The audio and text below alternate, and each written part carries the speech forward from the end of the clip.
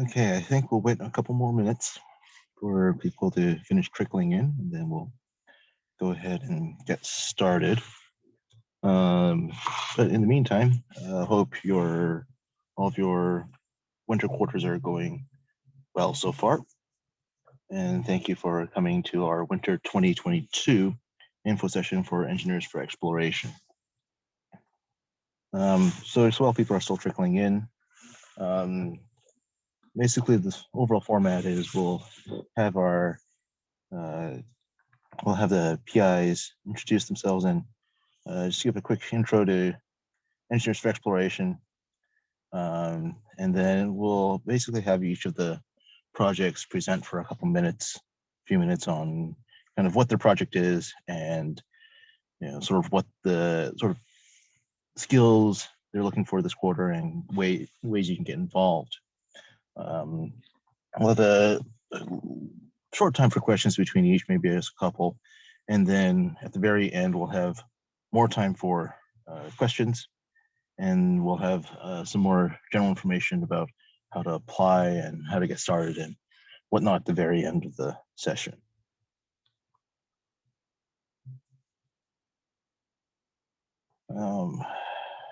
So looks like I think we've got a pretty good number of people in here at this point. So Ryan, do you want to get started then? Sure. Hello, everyone. So I'm Ryan Kastner. I'm a professor in the Computer Science Department, Computer Science and Engineering Department. I'm one of the directors of this Engineers for Exploration programs and one of the people that started it more than a decade ago. So the program is all about doing applied research and doing applied projects and doing those for in terms of exploration, so exploring things. So we have, over the years, have had dozens of different projects working with all kinds of interesting people and animals and places. You'll see probably about 10 projects that we have ongoing currently. The program runs all year round. We're always looking for people, regardless of your degree, regardless of a little bit of your skill set, but we're really looking for people that are interested and have time and want to dedicate themselves to building technologies for different applications. So I think one of the unique aspects of this program, as opposed to many other different types of research and kind of clubs, this sits, I would say, somewhere in between a research program and a club, in the sense that we are building things. We're building real systems that get deployed in different countries. They get deployed in the San Diego Zoo. They're used to count animals, to identify bird sounds, to determine the health of mangrove forests. So all kinds of real interesting uses of technology. But we also tend to use a lot of cutting edge technology. So using novel sensors that are just coming out, using different types of robots. We were using drones more than a decade ago to try to determine things about different ecosystems, using software-defined radios to track iguanas and pandas in the wild. So it's more researchy in that aspect, in the sense that you get to use some really cool stuff, use really cool technologies, and get access to maker spaces both in my lab and across campus to build these things.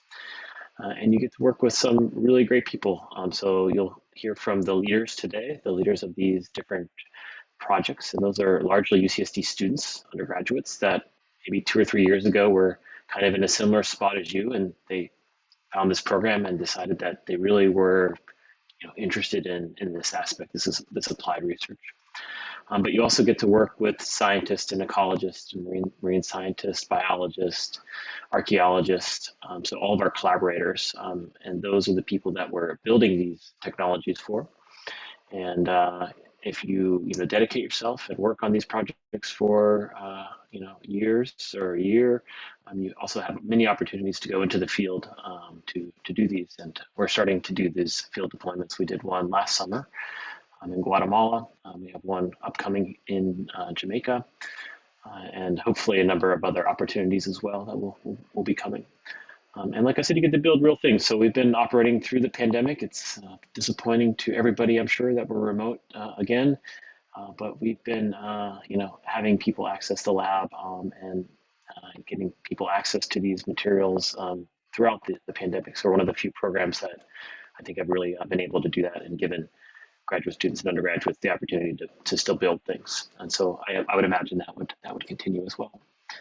Um, so that's kind of at the high level what the program is about. The best way of understanding what the program is and what you can do and how you can contribute and if it's for you is really, I think, listening about the different projects. And so what we're going to do now is have the project leads come in and talk a little bit about their projects and also talk about how or what sort of skills that one would either need to have or need to learn if they want to work in these different projects. And please feel free to ask questions in the chat. We can answer them there, or raise your hand, or even just speak up. It would be great to hear from you all. So Nathan, I don't know what else you have, but I think if there's anything else you want to do before we get started with the presentations, doesn't look like it, huh? So we can probably just get started. Yep. So yeah, so this is just a list of the current projects we currently have. And then we'll get into each of the individual projects. I don't know if they're in this order. I don't think they are, but I can confirm they are not in this order. Yeah. Let's go on start the first project then. Okay, cool. Hi everyone. My name's Parth, and I have Bill, the other project co-lead, as well here. And we're going to talk about our project, which is generalized right now to just animal behavior monitoring. Next slide, Christopher, please. Cool. So originally we were just known as the Burrowing Owls project, where one of our primary goals of that project was we worked in collaboration with the San Diego Zoo on detecting the burrowing owls from a set of images that are captured by motion activated cameras. So originally our goal was to implement a pipeline that helped identify those owls from the image. That way it could help the researchers filter through the images so they wouldn't have to sit there and go through all the images. We could identify the images with the area of interest for them. But as of recently, we've also taken on the project of the II sleep monitoring team. And basically our project there is similar to burrowing owls in the sense that we want to be able to detect whether or not there's an II present in the current frame. And in the specific case, it'll be if the II is in its sleeping area or not. So that's just a bit of overview on the two different tasks we have a part of this project here. Okay, great. I will take over here. So let me first introduce our previous pipeline of the burrowing owls. The first step is to gather the data from the zoo, in which case there is a camera trap that can be activated by a motion sensor. And then after we have that whole image, we run through a module. So far, it's a mega detector that can give us the area that could include an animal. And we record these coordinates, and then in the next step, we find these parts that is detected as animal, and then we crop out that image. And then the next step is to identify this sub-image instead of the whole image. And the last step, after we classify this sub-image with owls or non-owls, we record the result in a sheet and then try to analyze them. Yeah. Next step, yeah. Cool, yeah. And so similar to that for our II, which is still fairly recent and new, we haven't quite formalized what our plan is going forward for it. But as a general overscheme, it'll be very similar to the burrowing owls in terms of a pipeline, where our first step is we'll be getting real-time images from a camera that's overlooking where the IIs usually go to sleep. And then using either some techniques from machine learning, computer vision, such as binary classification or potentially even optical flow, we'll be able to classify whether or not there's an II present, and then we'll be able to give real-time updates on indicating whether or not they're present. Great. Next slide, please. Yes, for the goal of this academic year, we plan to first, the one of the goal is to prototype the end-to-end model architecture. As I mentioned before, so far for at least for the burrowing owls, we have 2 stages, but we want to have one single integrated architecture that it can do the detection and classification in the same step. Through this way, it can, for one, increase our performance and also extend the flexibility of the model to fix other goals like any other animals, like in this case, II or any other behaviors. And so far, we think we will narrow down to the YOLO, but we are still in the process of trying to figure out. Then one of the next goal is to complete and extend the classification. We want to we want to complete also the classification pipeline for the II project, and also extend the classification for the burrowing owl project. And one of the next goal is the real-time processing, which means to have the model process the data in the real time and output the information accordingly. Next slide, please. Okay, for the skills we need, one of the primary skills we want is the machine learning background. This include understanding in deep learning and computer vision concepts, and able to learn and design the machine learning models. And PyTorch or TensorFlow experience would be a huge plus for us. And it would be great if you have some Python background, especially for the data processing techniques like some theory libraries. And one of the most important things is the dedication and passion. We expect you willing to learn and willing to take time into this project. Yeah, and if you have any questions, feel free to reach us, and our emails is in the slide. Thank you.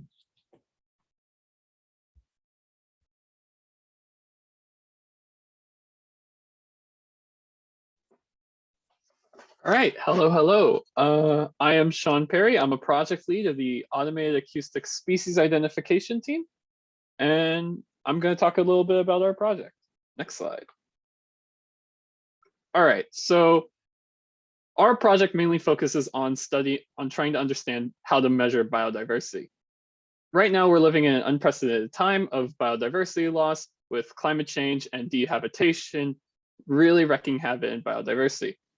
In addition, biodiversity also provides typically a good metric for studying the health of an environment by identifying key species in said environment. So being able to measure and understand biodiversity loss is very important. Next slide. Now, there are a couple of ways to monitor biodiversity as of now. Some of the main ways is just going out into an environment and setting up camera traps to take pictures of feeding sites or known areas where animals tend to gather, so you can count how many animals are in the image, looking at the density of animal tracks in an environment, and also being able to physically capture animals and tag them to get a sense of how they travel and move around. Next slide.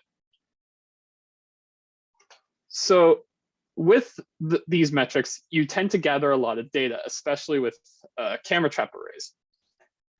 So camera trap arrays have been the main method of biodiversity monitoring because it's fairly easy to annotate these images. It's not hard to see if there's for ordinary people to see if there's an image or an animal in said image. So you can have large citizen science projects that can get you large data sets, and you can do a lot to easily process the data. The issue with camera traps, though, is they're often limited to larger animals. So you need to have large animals that you can see in the image for this process to work, which biases your data towards only being able to measure mammalian species. And given the fact that a significant portion of biodiversity are in smaller animals, this is not an ideal metric. Next page. So what we're interested in is passive acoustic monitoring. This is another way of measuring biodiversity by placing microphones in an environment and seeing if you can detect the various noises from animals. You can use the same techniques, or you can use similar techniques to that of camera traps by using computer vision through spectrograms. So you can turn the audio data into spectrograms, use similar machine learning pipelines on that. And additionally, a lot of the animals that do produce very noisy data or produce noises and animal calls in audio data are the smaller species that make up a significant portion of biodiversity. So you can gather information on a wide array of species that aren't typically measured by traditional biodiversity monitoring techniques.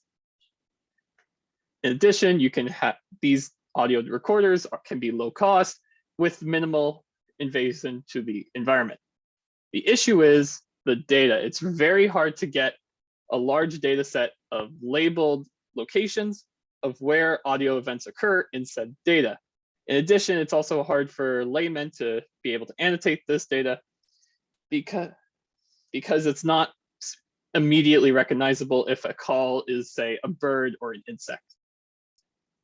So you have a major challenge in being able to label the data and get the data sets you need.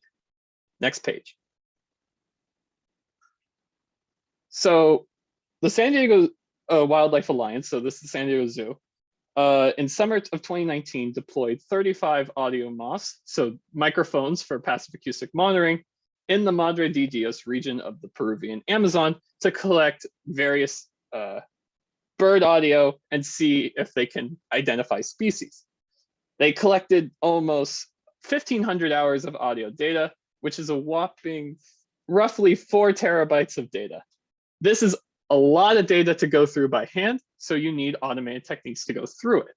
The San Diego Zoo reached out to E4E, and the Acoustic Species Identification team was created, specifically designed to try to parse through this data set and develop tools for being able to study and identify species in the audio. Next slide.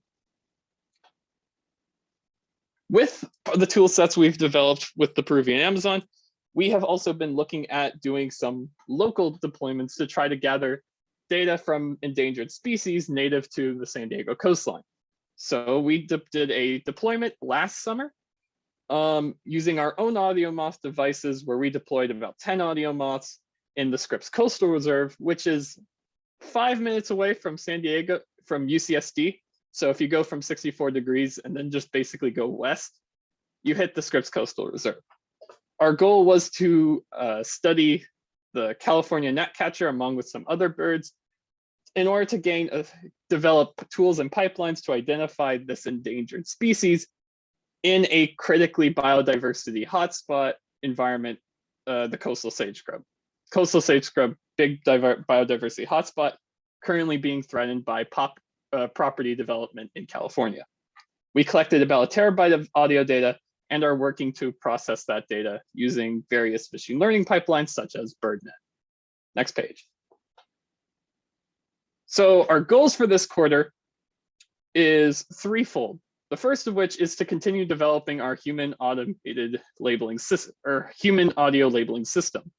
I mentioned before, annotating audio data is a bit tricky. So we've been trying to develop a website to make that process a little bit easier for humans to annotate the data, so we can get a ground truth data set for training machine learning on. This is the part I've been personally spearheading. So I've been working on developing ways to accelerate the labeling process, improve label quality while minimizing human effort. With that, we need to keep developing this website, develop features to make it easier for more people to be able to label audio data and improve these metrics. In addition, we want to work more on developing our Python package, which is essentially just our tool set for studying this audio data that we've called PyHa. Our main goal is to incorporate some features we've developed for the Python package, namely cross correlation and a machine learning process pipeline called TweetingNet into the Python package after doing a little bit more testing. and also try to explore more models that we can use to incorporate into species identification, acoustic species identification and PIHA. Finally, we are looking to use some of the technologies we've developed from our summer deployment and use them on new local deployments in San Diego. So we're interested in going into a moss reserve in Mission Bay, just south of UCSD. Similar environment to that of Scripps Coastal Reserve, and we believe there are similar bird species there. The reserve was recently, what's the word? I can't think of the word. Recently, they've renovated the reserve to try to encourage some old endangered species to come back into the environment. So we are interested to use our pipelines in that environment to see if that's actually happened, if the California gnatcatchers and other endangered species have migrated back into the environment. Next slide. So some of the skills you need are in Python, the data science pipelines, TensorFlow, Keras, PyTorch, ScriptP, NumPy, Matplotlib, all those basic data science stuff for our Python package. We also incorporate a lot of digital signal processing for processing the audio data. So cross-correlation, having understanding cross-correlation, filtering some of the transformations you have to do on the audio data, and augmenting the audio data is always a plus, although the focus on that respect is mostly on the Python side of things. Understanding, we do a lot of work with machine learning pipelines, so a lot of deep learning with CNN, RNNs, and doing data pre and post processing. That's all for the Python package. On the web development side of things, a lot of the work we do there is with React, HTML. Our front end's all in React. Our back end, we use Flask and Python and SQL Alchemy to manage our database there. So if you're interested in working on the Python package, having data science Python experience is important. And if you're interested in working on the web development side, having web development skills is always a bonus. Since we also do a lot of work with ecology and biology and whatnot, having an interest or some experience with doing research in this field is always a plus. I should mention that the most important thing we're looking for are people who are passionate about the subject and are happy to spend some time working for us. So even if you don't have all these skills, don't worry. If you're passionate about the subject, feel free to apply. Next slide. Yeah. If you're interested in learning more about our project, you can take a look at some of our repositories listed there under the UCSD E4E GitHub page. If you're interested in learning more about the work being done by our collaborators at the San Diego Zoo Wildlife Alliance, you can check out that link. If you're interested in asking specific questions about the Python package, the best person to turn to that is the other project lead for this project, Jacob Ares. Feel free to email him if you have any specific questions about that Python package. And if you're interested in the web development side of things, send some questions over to me and I can give you more specific questions about that. Yeah. All right, hi everybody. My name is Peter Tueller. I'm going to be talking about the FishSense project. To give a high-level teaser overview of the project and what we've got planned for this quarter. So we go to the next slide. Yeah, so as a motivation, we are looking at the problem of overfishing in the world. There are some estimates, both national and international, that indicate that fish, not even just species of fish, but fish that are fit for human consumption are in danger of being wiped out within the century. Due to this very dramatic, unprecedented rise of fishing since the 70s and particularly in the last 10 years as well. And in order to track the level of overfishing, the amount of overfishing, how much overfishing is decimating the biodiversity of our oceans, and we need to be able to have some sort of visibility into these populations of fish. And current methods of having this visibility, being able to track number of fish, health of fish, size of fish, vary inaccurate or just crude or simply unable, or there's an inability to scale those measurements. This can come from just doing estimates on catch and release. There are some, when monitoring rivers and streams, sometimes it's literally just humans sitting in a tower looking and counting on a little clipboard about the number of fish they see. Not really something that can address populations on a global level. So that's what we are striving to do here in FishSense. So we can go to the next slide to talk about our system. So this is our FishSense prototype, and the idea is that we can address this scalability problem, this accuracy problem with the Intel RealSense D455 3D cameras.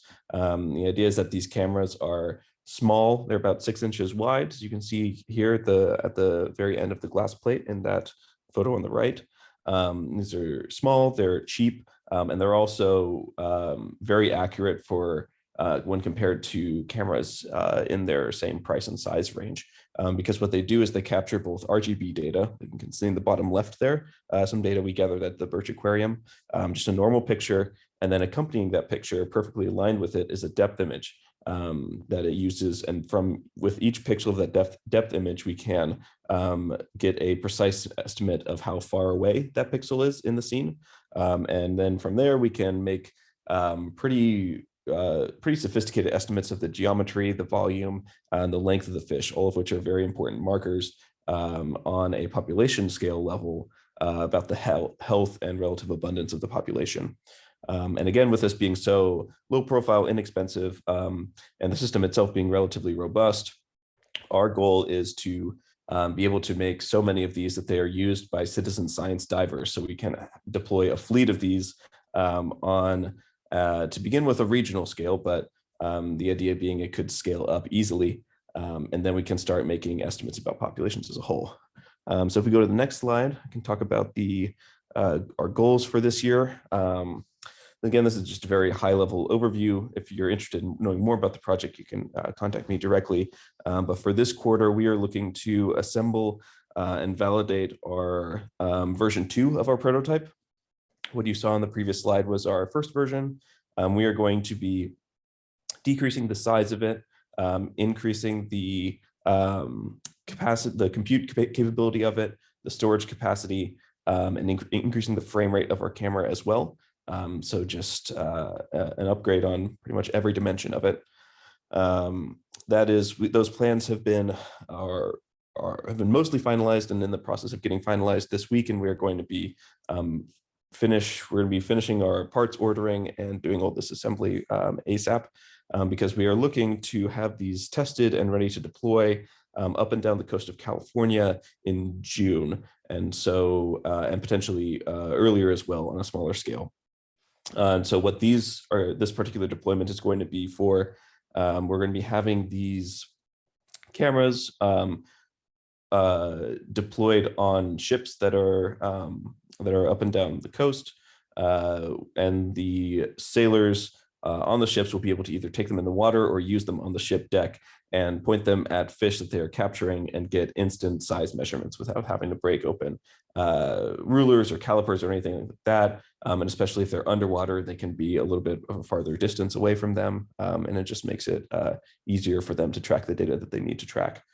We're also looking at converting our prototype into a camera trap, which would essentially be lowering the frame rate and increasing the battery power. So we'd be able to deploy it on the order of a week to a month, as opposed to just maybe a 3-hour long deploy or 45-minute to 3-hour long underwater deployment like we normally have now.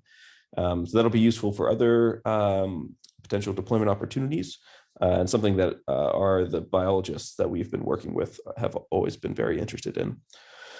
We're also looking at finalizing getting this design and our software platform pipeline to submit to the Journal of Oceanic Engineering.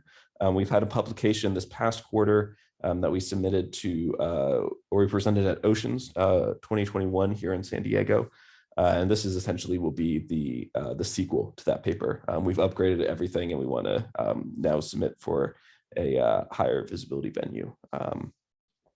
And also we've been working with the Start Blue Accelerator for the past year. In fact, we've been working with the Scripps Institute of Oceanography and Rady School of Business and Management to develop this idea as a startup concept. We've gone through a lot of customer interviews and talked with and gotten a lot of great contacts and really kind of expanded the ability and scope of this project. And so that's something we have a lot of contacts in, a lot of experience with.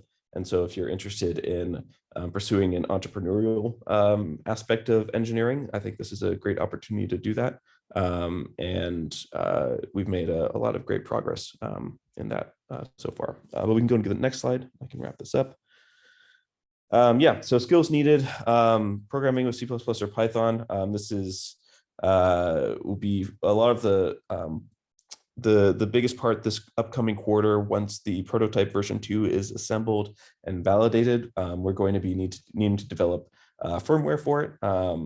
And not only does it need to be functional in that it gathers data and can turn off and on and be reliable, but we also need it to be able to be easily used by non-engineers. Our divers who are going out with these platforms need to be able to download data from the device, engage with the device in a meaningful way, and use it in a way that we don't need to constantly be there overseeing everything. So it's going to be definitely a challenge and something we'll need to tackle well.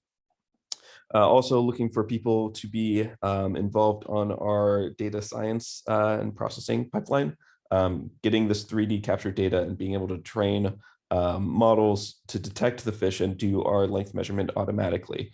The idea is that we're going to be gathering so much data. There's going to be so many fish. There's no way we're going to be able to manually like sit through each picture, pick out what the fish are, and then go to the depth image and find the corresponding geometry of that particular fish. We want this to be done automatically. We've made a lot of great strides toward that, but there's still a ways we need to go. And then also, technical writing, very interested in publishing a lot of our results here, communicating and documenting our results as well. And then again, as I mentioned, if there's any interest in entrepreneurship, I think this project is a great way to get involved with that. And we can definitely foster that interest if there is any. But yeah, I think beyond that, that's everything I have. My email and info will be on the very last slide.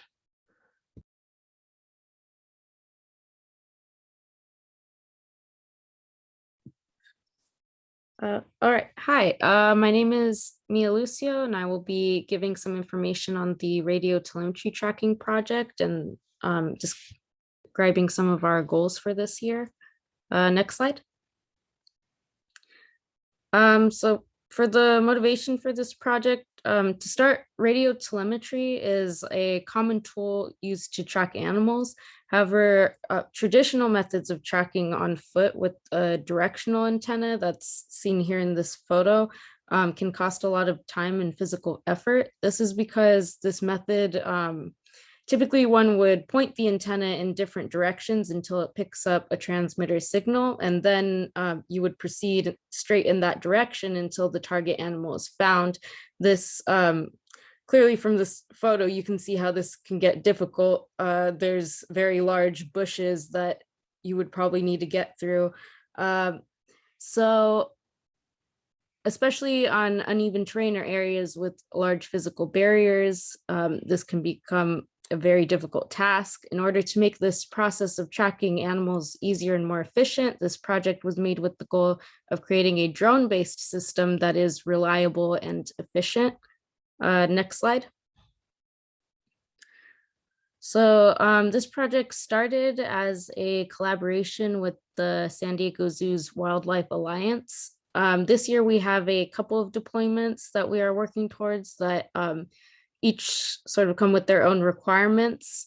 We are currently collaborating with Airspace Consulting, which is a company that specializes in building drones, and the LA Zoo to help them track and monitor pandas in China. And we are also collaborating with Dr. Gifford at the University of Central Arkansas to track common colored lizards. The requirements for this deployment differ from our current system, as they want consistent results more frequently over a longer period of time.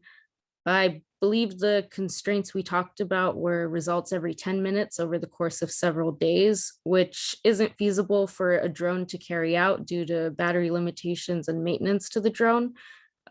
So that is going to be a tower system instead. So there are quite a few changes that we need to make to our current system in order to be able to handle that. Next slide. So to describe how our current system works is we specify an area for the drone to search, and then it will traverse that area in a lawnmower pattern, collecting data the whole flight. If it picks up pings from the transmitter, it will use those to calculate an estimate of where that transmitter is, as well as how precise that estimation is. So here you can see the sort of path that the drone would take. The right is it's a screenshot from our current UI of a simulated flight. So all of those colored dots are the different pings that were picked up, and the blue diamond in the center is the calculated estimation of where the transmitter should be. Next slide. Here is a diagram describing the architecture of our system. Some areas that we're currently working on are the onboard computer, which handles ping detection, as well as communication with the UI board, which has the GPS and compass attached, as well as communication with the ground control station. The ground control station is responsible for estimate calculation as well as displaying information. As you can see, there are many working parts to this project. For the Panda deployment, the system will for the most part stay the same. We are currently updating and testing the onboard computer software so that we can do a full systems test for that. For the Arkansas deployment, however, there is more work to be done, as we will have multiple towers collecting data and sending it to the GCS, which means multiple systems like this that will have to be built and handled. Next slide. So goals for this year for the Panda drone system, the main issue that the zoo had with their tracking system was problems with their UI. So for the past quarter, we've been working on implementing changes to our UI that will fit their needs. So we will continue those changes. For the drone system for this quarter, we're hoping to do a systems test with the Panda drone that was built by Airspace Consulting. Currently, all mounts have been made, and we are working on finishing and polishing up our payload software, primarily the system manager that handles the communication with the GCS and the UI board. Next slide. Goals for this year for the lizard tracking deployment also include changes to the UI and the GCS to be able to handle multiple tower systems. We would also like to make changes to our ping detection system for this application, as in our distance tests, we've already sort of come across issues with our setup and picking up pings. So we anticipate that there will be changes necessary for our signal processing side. In terms of hardware, there is assembly needed for the towers, and there is work to be done on the firmware for the onboard computer for testing, as well as implementing the sleep timer for the system, since the towers will have to last multiple days. So conserving power is very important for this deployment to work out. Next slide. I've listed out some needed skills here to summarize the area that we need more manpower for. We will be making UI changes, and the application we have is Python based. For systems testing and analysis, with a focus on how well our current ping detection model will work with our planned tower system setup. There will be some changes needed. So if you have experience with Python or signal processing, and are interested in that. And the final area that needs work is the UI board firmware development. And I should have included this, but also firmware for the onboard computer to handle the sleep timer. So if you're interested in tackling an embedded systems project, we also need help there. If you're interested or have questions, feel free to reach out through my email. If you don't have these skills but are willing to put in the time to learn, then I also encourage you to apply. And yeah, that is all for us. Hey guys, I'm Nick, the project lead for Smartfin, and I look forward to teaching you guys about my project. Next slide. So the Smartfin is a longboard surfboard fin that is capable of gathering a lot of data through its sensors that are all included on the fin, including if it's in water or not, the water temperature, location of the fin, and the acceleration of the fin.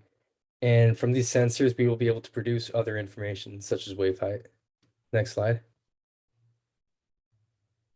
So the real world applications of such a smart surfboard fin include letting scientists gather denser data from many beaches, producing more accurate wave height and water temperature forecasts, finding out when, where, and how long people are surfing, and more. And the reason this is important is because current wave height forecasts and a lot of water temperature forecasts, they're dependent on buoys that are about like, I don't know, they're miles away from the shore. And because of this, along different beaches, you're getting a lot of different forecasts for how big the waves are going to be. And this changes constantly depending on swell direction, swell period, and other factors. So with a smart fin and surfers using this fin, the scientists be able to get accurate wave height forecasts without having to rely on estimates from buoys. Next slide. And so the current focus on the fin right now is Kalman filters, because the smart fin only provides inertial data, acceleration, gyroscope, magnetometer data. And from this, we're not directly getting the wave height. And so we try to use double integration to calculate the position by doubly integrating acceleration. And doing this introduced noise, and it made position data very unreliable. So after doing some research, we figured out that Kalman filters and Kalman smoothing can reduce noise and provide a better estimate using inertial sensor data. Next slide. So for Kalman filters, our winter plans are to build on the current skeleton code. What we're kind of doing is we're just, I guess, borrowing code from someone else and more refining it to fit our current needs.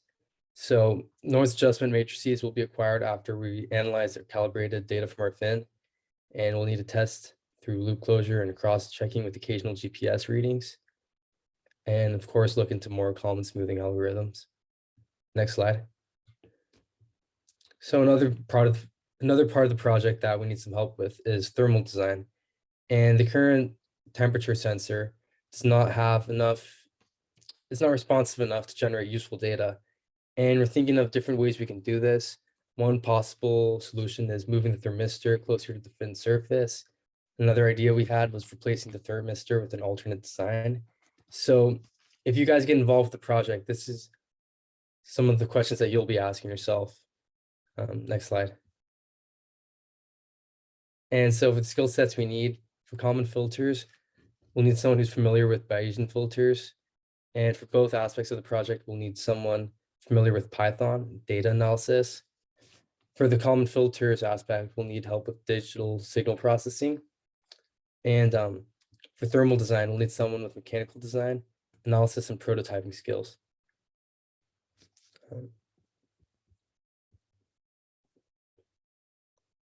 That's it.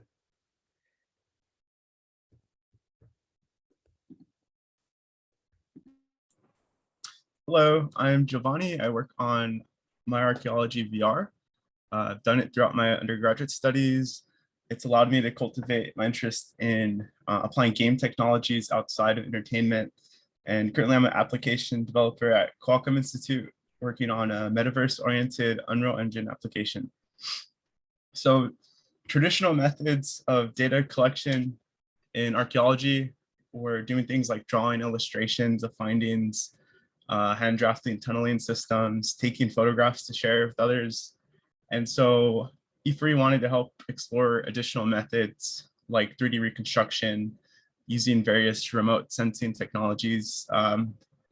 to apply it towards digital documentation, visualization, and distribution. Our collaborators are mine archaeologist Tom Garrison and Eden Roman from UT Austin. And every summer, Engineers for Exploration send students to archaeological sites in Guatemala to help deploy different scanning technologies, such as aerial, remote sensing, and terrestrial LiDAR. Recently, we began going to the ruins of an ancient Mayan city known as Tikal. And previously, we've gone to another region known as El Zotes. And so the data obtained is very applicable towards digital archiving, cultural heritage, and virtual tourism, because a lot of these places are in remote areas, difficult to get to and accessible, or they might even be destroyed. And so by creating like a digital archive, you can somehow visit these places later on. And we've spent a lot of time building VR prototypes for like wireless VR headsets like the Oculus Quest. Having the ability to have like a narrated private tour of these locations from our collaborators in English or Spanish. Next slide. So an overview of kind of the workflow is to capture and prepare scan artifacts and environments. We've done things like taking LiDAR sensors over there and mounting it on a tripod, and having it kind of sweep its environment and shoot these emit these pulses of energy to create this, gather these accurate cloud of points with very accurate spatial, like positional data, which you can then use for reconstruction. You could also kind of get similar results using many photographs combined together, known as structure from motion, to create a model. You can fly drones to using LiDAR or photographs to create these kind of mosaics, elevation maps that of the general region area, the archaeological site. And next slide. And so once you've captured that data, then kind of an artist needs to come in and manually or make sure automated and manually to do these kind of game development tasks, preparing this model into a format that's optimized and ready to export to these different mediums. For example, next slide.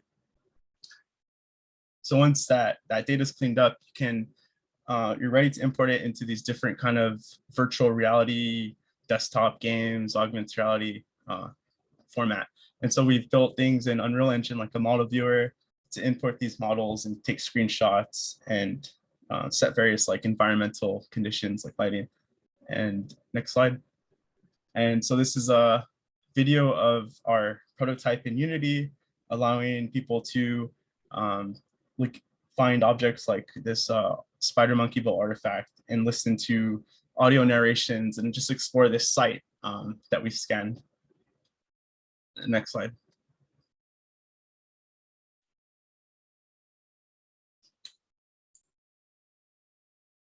I think there's one before. Oh, okay, never mind, go forward. So future plans are kind of finishing up our initial goal of creating an exhibit in Guatemala to allow people to use a VR system there, as well as releasing it online across Steam or other platforms for you to look at in your own VR headset.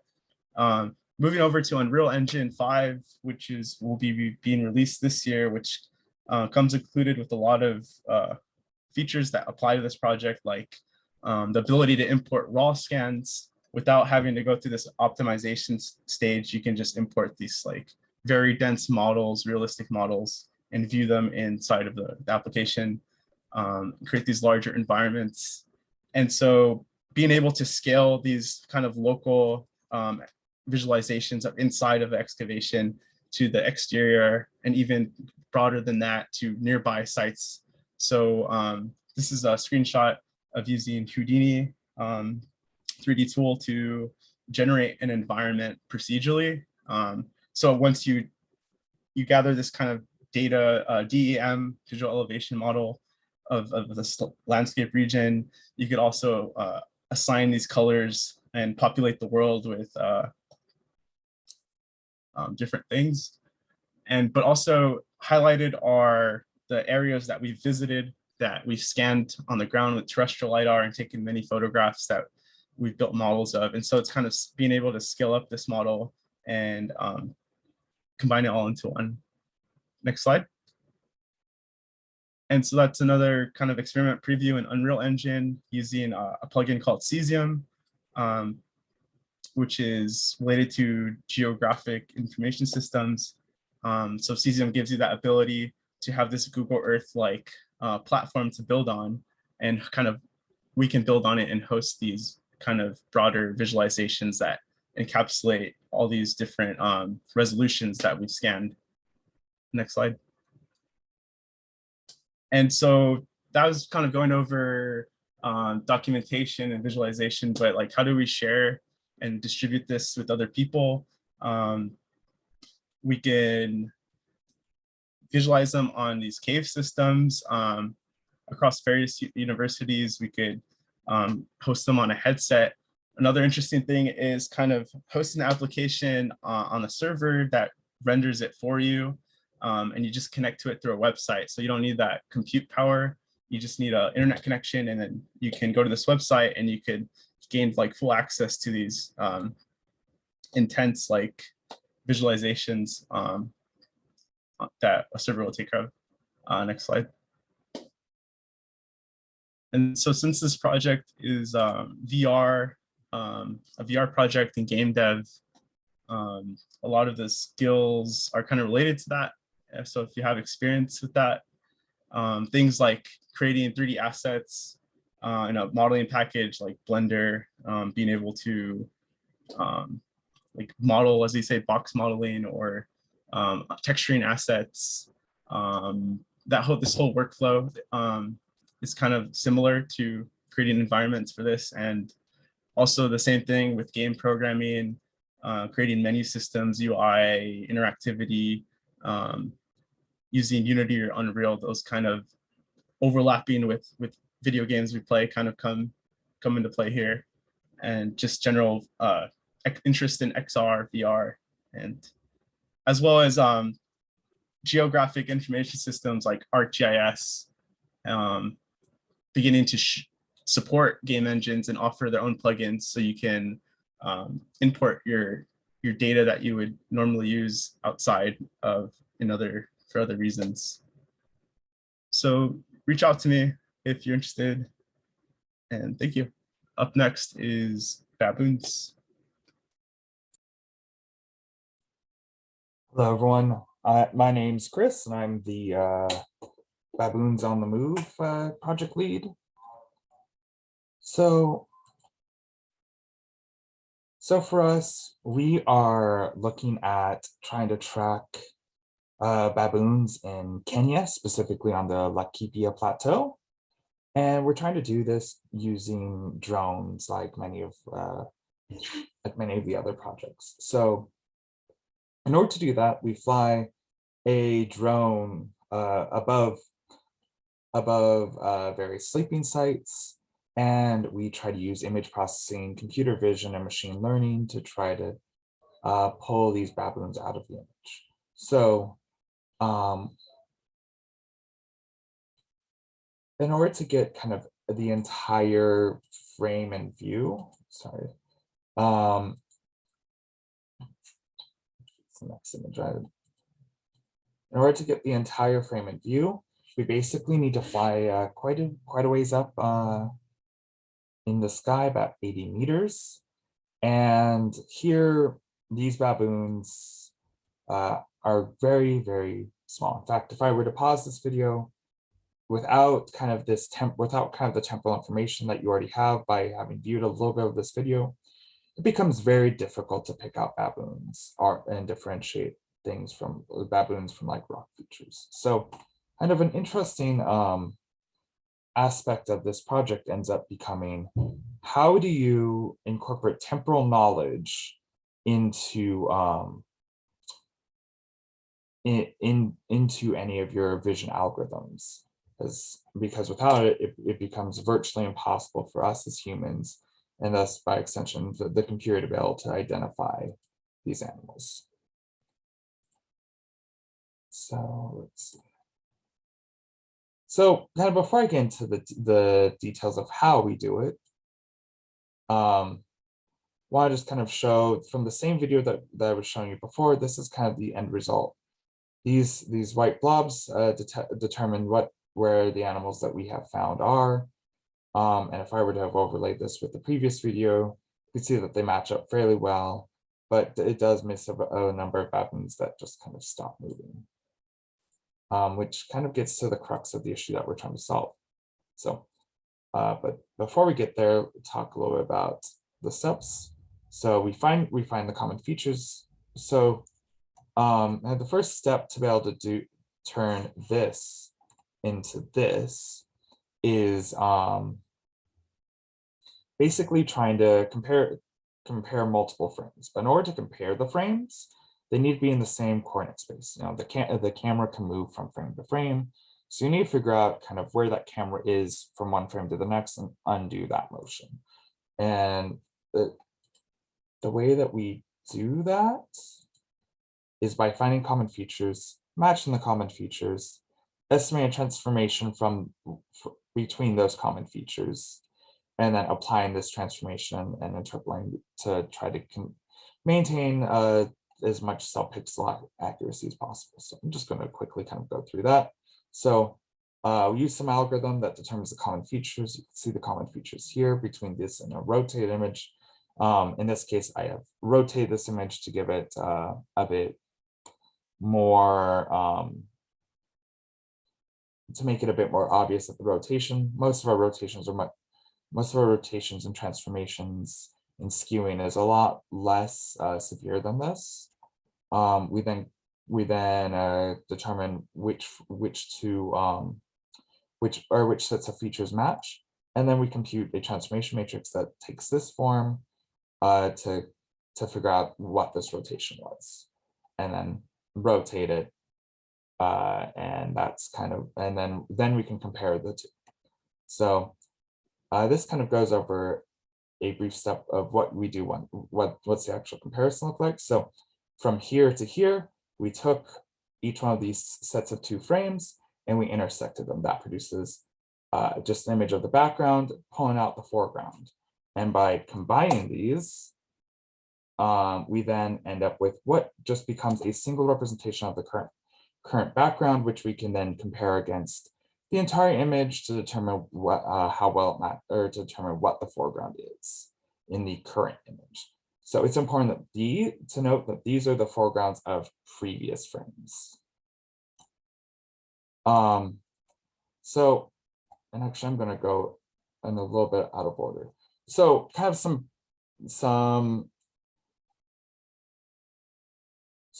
projects that I have is I need to build a GUI.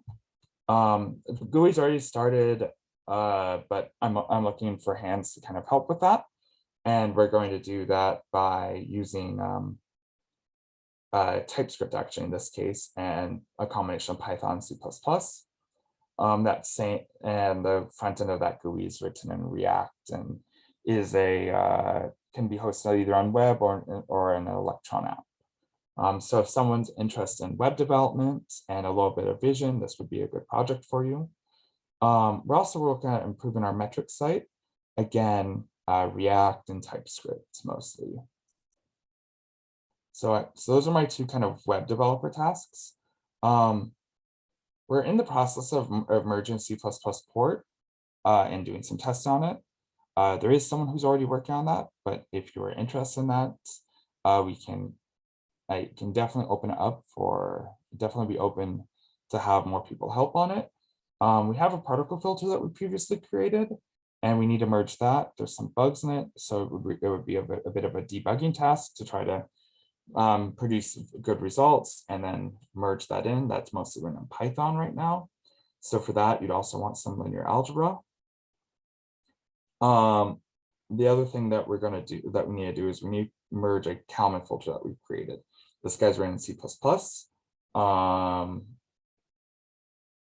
yeah, see, I've transposed that. The particle filter is actually the one that's run in Python, and the Kalman filter in C++. So these need to have been swapped, but we're working on merging those as well. So I also have a set of questions for the upcoming quarter that these are more kind of researchy tasks rather than a specific do this kind of thing. Part of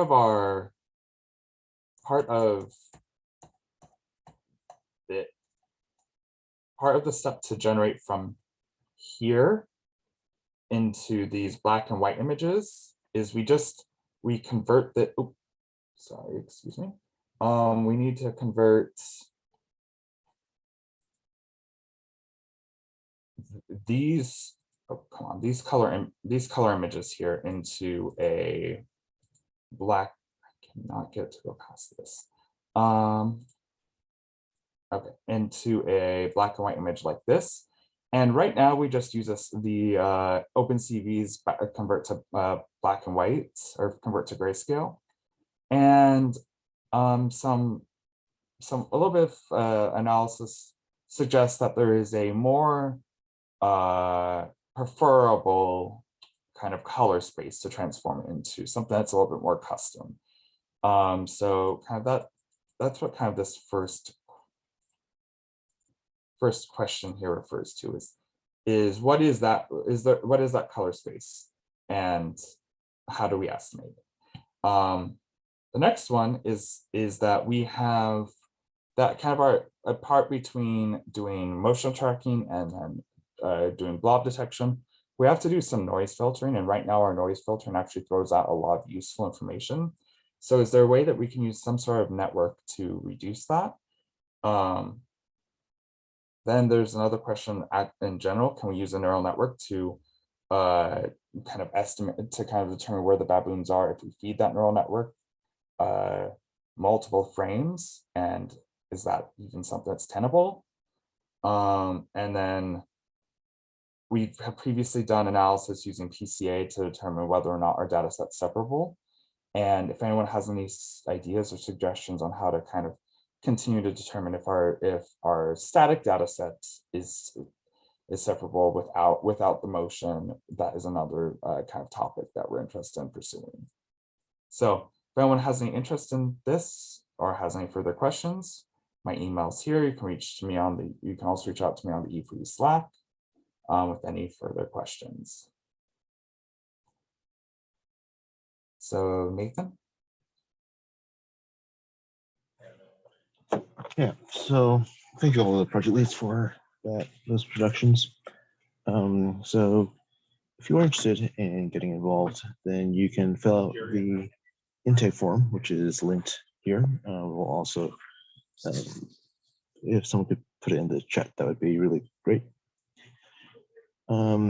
Applications are expected to close January 14th, which is Friday by 6 p.m. And you should expect a response to those by January 18th. If we can go to the next slide, please. So here are all the emails and names of all of our project leads. So if you have any questions, you can reach out to them.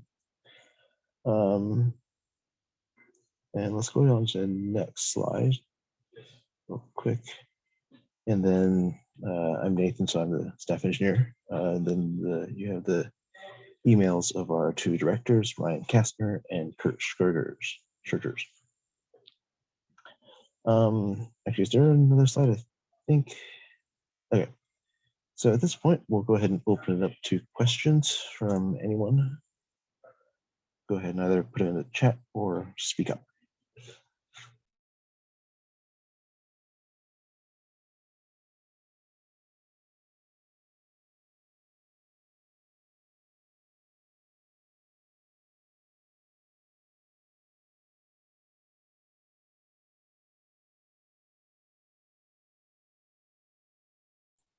So yes, there will be opportunities in the spring as well. Yeah, we have basically have this ongoing every quarter, and typically every quarter we have an info session like this that will specifically talk about the project needs and goals for this quarter and going forward. So certainly we should we would imagine doing that in spring. But I do encourage you to maybe just to start getting involved sooner rather than later. Starting in spring is less than ideal, I would say, because then you have a summer break very quickly. So you get spun up, and then basically you go away for the summer most likely and forget everything you've done. So I would encourage you to start now, and you have a good 6 months then to make a good contribution to different projects if you start this quarter.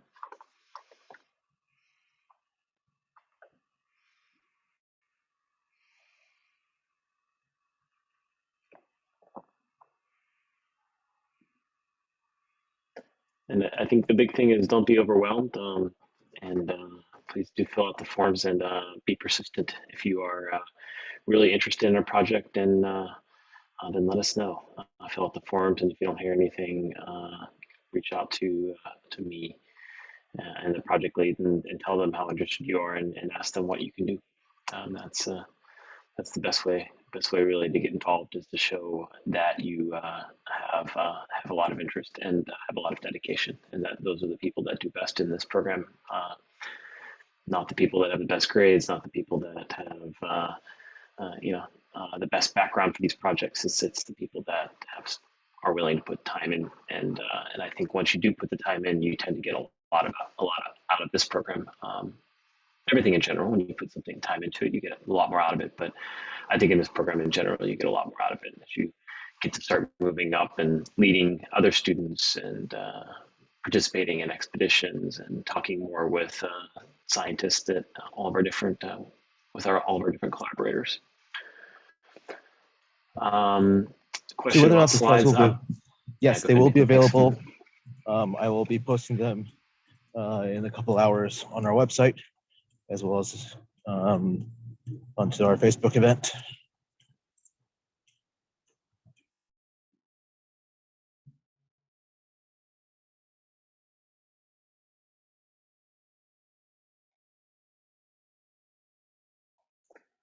Gia, that's a question for you.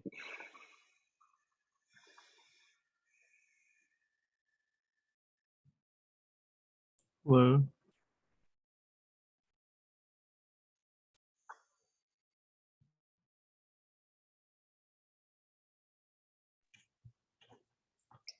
Hello. Giovanni, the question was, project Yeah. was moving into both web environments and Unreal. Is it the same for the project to each, or specific aspects of it for each environment? I believe they're just reusing assets, porting. I'm not sure how that would work, but the web environments would be using like frameworks, web dev frameworks like JavaScript and like WebGL JavaScript online things that exist for like kind of up and coming WebXR and all that. And the Unreal kind of web is different because you can use Unreal Engine to create a game that you could install and run. But I was kind of referring to is the same, like instead of running the game locally, the Unreal game locally, you could run it on a server that will just you connect to on a website that you can interact with as if it was on your own system. And so I was planning on investigating that too.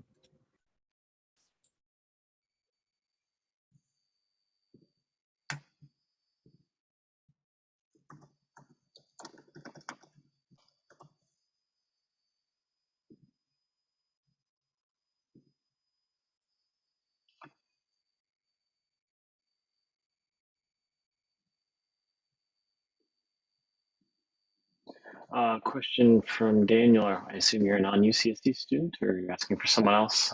Regardless, we are waiting for a decision on a renewal for the summer program, and that's large. That's where we got most of our funding for non-UCSD students. So if you'd like to reach out to Nathan and just you can record your email address, and then we can let you know directly once we hear a decision about the summer program.